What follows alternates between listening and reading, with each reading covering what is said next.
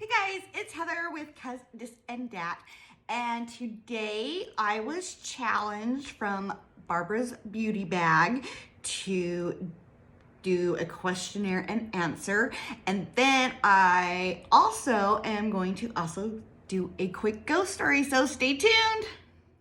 Okay, so very first off, let's hurry and get to the questions. We're gonna go through them really quick because a lot of them I answered on my other questionnaire and then other ones I haven't. Okay, so how long have you been a YouTuber? Well, technically January 14th of 2020, because I really didn't know what I was doing and I was just seeing how it worked. So there were a couple videos at that time, had no idea. But technically my real first, I guess, video, if you want to call it that, it was just me like washing my face and doing my night routine, whatever. But it was January 17th, 2020. I wasn't even talking on that video. So that is more technically when I started. I didn't really know what I was doing. Why did you become a YouTuber? Because of my depression, with menopause, some social anxieties, things like that. We already kind of had discussed that. My favorite video, honestly, it was with when I did a collab with Reviews with Stephanie. It was so much fun, and we made things, and I mean, we really thought it out for that collaboration. It was a lot of fun. It was Christmas in July. So that's my favorite. My least favorite, probably some of my very beginning ones that I had no idea that what I was doing. I don't really think I have a least favorite, but those would probably be more of my least favorites. So I'm still figuring out editing skills. I don't even know how to put up like a little picture by me when I edit. I haven't found that yet. I guess I need to take more time to figure it out. I don't know.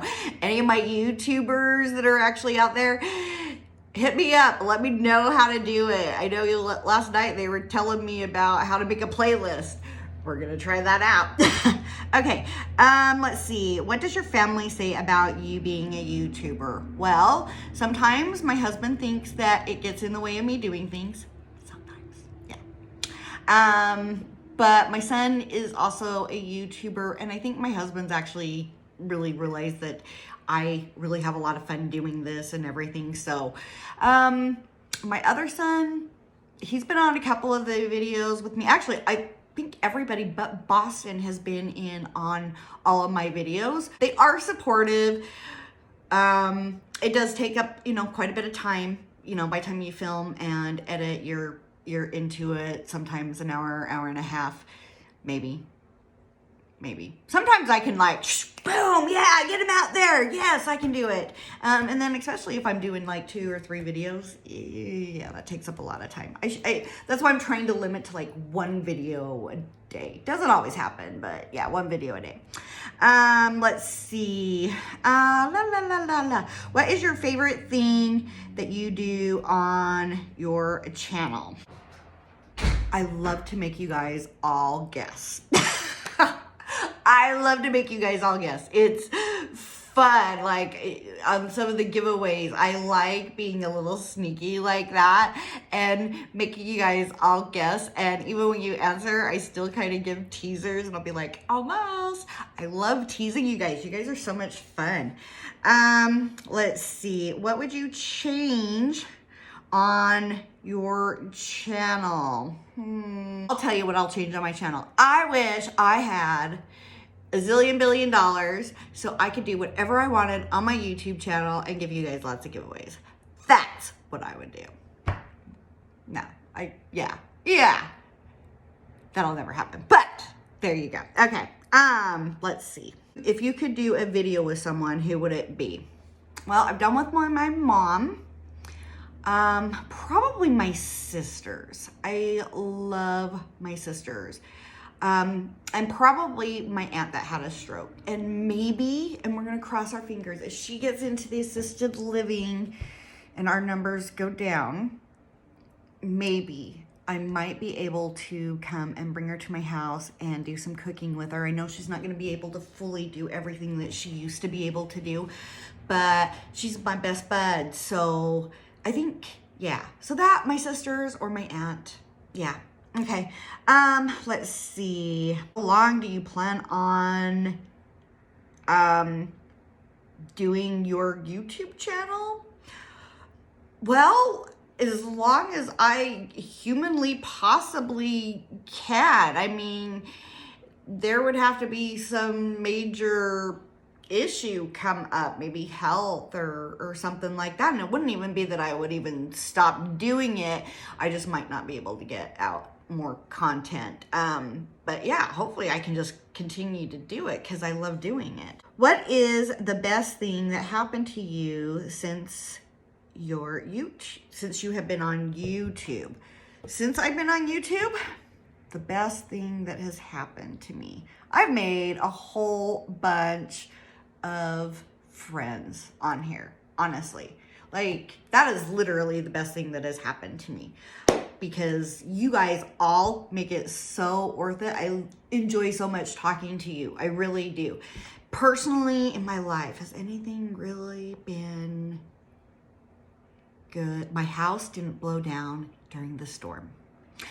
There is my gratitude and thankfulness. At least I have to look at blessings. I really do. I have to look at blessings. At least my house did not burn down or blow down or, yeah. I mean, sometimes you get bad luck, but it could have been a lot worse. So yeah, that's what I'm thinking. Okay, really quick, ghost story. So Tiffany was talking about ghost stories and telling people to tell their ghost stories, which I kind of was putting, and she was live and I was putting in the comments of a couple of things. So I've had a couple of ghost stories. So I kind of am a ghost story enthusiast. I always was since I was a little girl. My mom would always sit there and we would tell ghost stories when we went up to my uncle's cabin or we went camping, or actually even when we had sleepovers. So yeah, so real ghost story that I will tell you. So I also do ghost tours every once in a while. If there is a ghost tour around, I'm gonna do it. So I've gone to Virginia City. I did catch a ghost.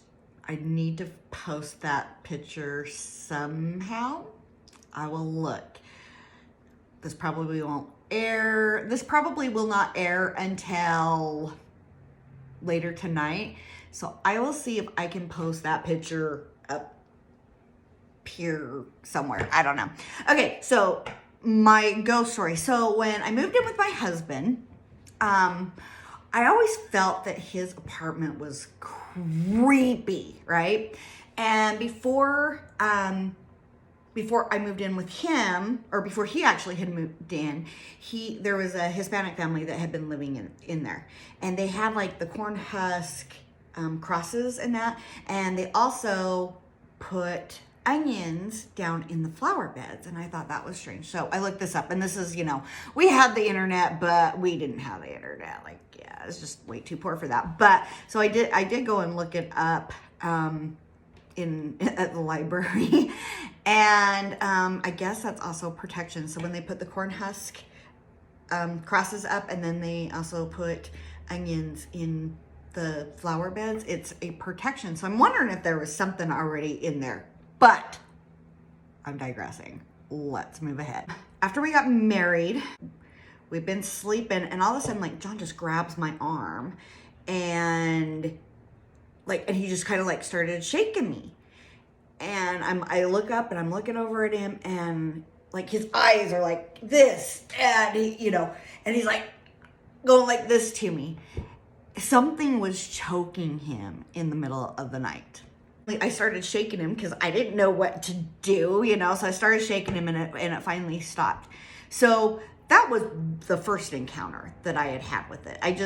I knew that there was something off about that place. I guess I have like some type of, I don't know. I think everybody knows when there's something off. The next time, I had just had my kiddos, or actually I think it was just Boston. Had Boston, and I was cooking, and I had my hot pads like lined up on the wall, like, on a nail. And all of a sudden they started swinging. I'm like, what in the heck is that, right? And a couple days later, my sister came over and we were having a slumber party because she was, what were we doing? I can't even remember. I always invited my sister. She was, I think, 12 or 13 at the time. One night I got up in the middle of the night because Boston was hungry, and hello, you feed your baby. I was nursing, and I was sitting in the rocking chair and just rocking him, and Ashley had woken up, I think. I'm trying to remember because it's been a while. Maybe she didn't wake up. Anyways, we used to have those floor lamps. So the really high ones, you know, that you have to literally click on and off. Literally, it clicked on and off. Like a couple of times. So here I'm complaining about this to my husband. He goes, you know that little cement slab out there? Out in back of the window and by the bedroom? Yeah, he goes, Grandpa's mom's buried out there. And he's like, well, that's where, he goes, in older houses, that's what they used to do. They used to bury him out in the backyard. I called my dad, and I needed somebody to come and bless the apartment because it was just getting way too weird. And I had a baby that I needed to protect, at least in my eyes. I did. I promise I'm not making this up. We had someone come over and they blessed the house. And after that, like, nothing happened, thank heaven. But one day I was going over and visiting Grandpa because we used to take care of Grandpa. So there was an apartment onto his house, and that's where we were living. And so I'd always go and take him over dinner, and I'd go and visit him, make sure that he hadn't fallen, all that kind of stuff. So I just went over there one day talking to him, and I'm like, so how come your mom's buried out in the backyard? And he goes, Heather, what the F are you talking about? Well, John said your mother is buried out in the backyard. How come you did that? And he goes, my mother ain't buried in the backyard. He goes, and I says, no, that, nice, Boston. He said, no, and I says, no, that cement slab out by the bedroom window. And he goes, Heather, that is the sewer tank. So, there is my ghost story. Love you, bye. Mwah.